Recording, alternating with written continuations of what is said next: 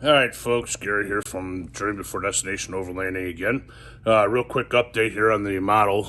I managed to get some of the reinforcement done in here. As you can see, I got this in there, and I got the wheel wells lined out, and I got the bottom on all the way to the back. It's going to be one solid bottom. This has a seam in it. You can see the seam right here, but I'm not going to have a seam in the actual trailer. I'm going to buy a sheet that's long enough to go from front to back in one piece. I just didn't have enough wood to do that, so I made a seam in it. You can see I've got some reinforcement in here.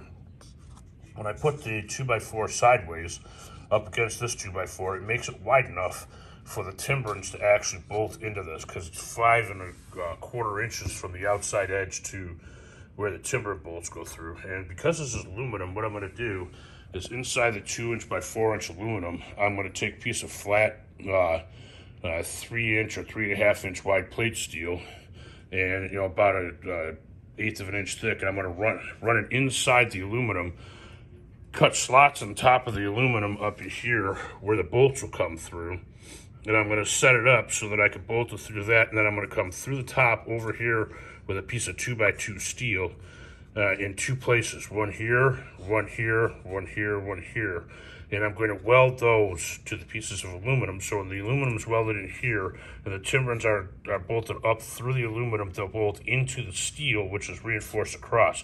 Because with the timberings, the main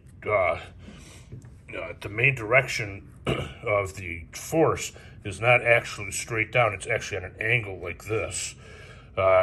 If you imagine it's right here with the wheel on it, without having an axle all the way across, the force goes this way.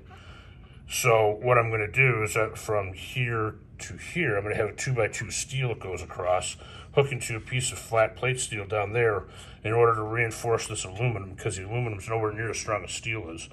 So that'll be the only steel in the entire trailer other than the hitch up here, which will be hooked onto here. But that way I'll have lateral strength across here, and I'll still be able to have all the aluminum, and it'll be sealed in.